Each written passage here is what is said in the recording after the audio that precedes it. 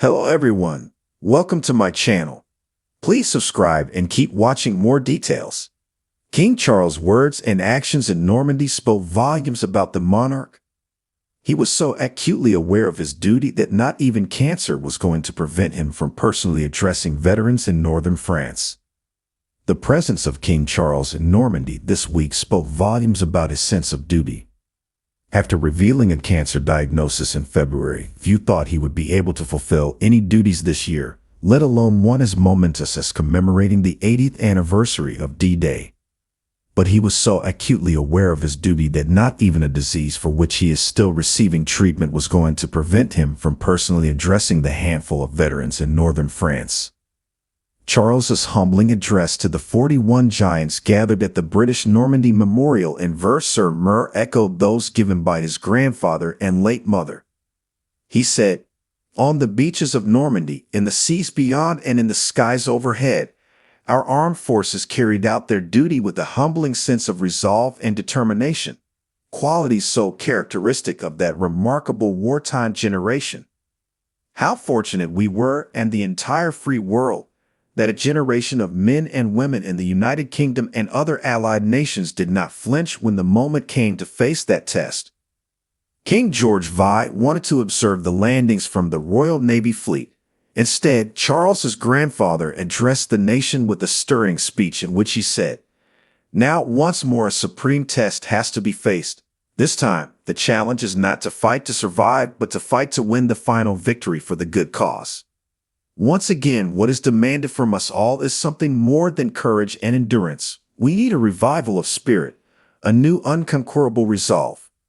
We and our allies are sure that our fight is against evil and for a world in which goodness and honor may be the foundation of the life of men in every land." In 2019, on the 75th anniversary of D-Day, Charles, then Prince of Wales, accompanied his mother to commemorations in Portsmouth, from where much of the Armada left for Normandy. And there she made a deeply moving speech, saying, "The wartime generation, my generation, is resilient. It is with humility and pleasure, on behalf of the entire country, indeed the whole free world, that I say to you all, thank you." It was one of her last major public events before she died in September 2022, aged 96. A royal source told the Daily Express that Charles made it a personal mission to honor Second World War heroes in person, just like his late mother, and said, "It was too much of a big one to miss as it will be the last major anniversary where veterans take part. The memorial honors soldiers who served Britain and the Commonwealth, and it is incredibly important. He definitely wanted to be there." It immortalizes the names of 22,442 heroes who gave their lives under British command in Normandy. On Thursday, in the blazing June sunshine and wearing his parachute regiment dress uniform with medals, Charles saluted the heroes of 1944 at the stunning monument's first full-scale state occasion. Addressing the remarkable men, he said, "It is with the most profound sense of gratitude that we remember them and all who served at that critical time. Our gratitude is unfailing and our admiration eternal."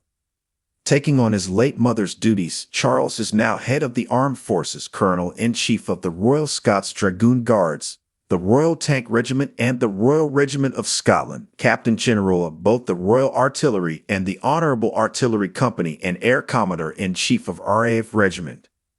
The king's devotion to duty is driven by a desire to emulate his mother, the last serving head of state in uniform during the Second World War and on D-Day.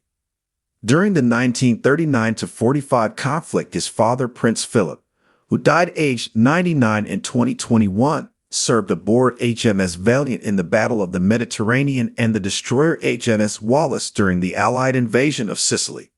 Queen Camilla's father, Major Bruce Shan, served at the Battle of El Alamein in North Africa in 1942 and passed away in 2006, aged 89. Charles earned his RAF wings in 1971 before embarking on a naval career in which he served on the guided missile destroyer HMS Norfolk and frigates HMS Minerva and HMS Jupiter. He also qualified as a helicopter pilot at RNAS Uvilton and subsequently joined 845 Naval Air Squadron, operating from HMS Hermes. He spent his last months of active service commanding the coastal minehunter HMS Rownington and was appointed Colonel-in-Chief of the Parachute Regiment in 1977. As someone who served, the king shares a unique kinship with the Second World War band of brothers, and during the ceremony was seen wiping a tear from his eye. One of the D-Day heroes lauded by Charles was Jack Mortimer, 100, just 20 when he landed with 12 Ordnance Beach Detachment.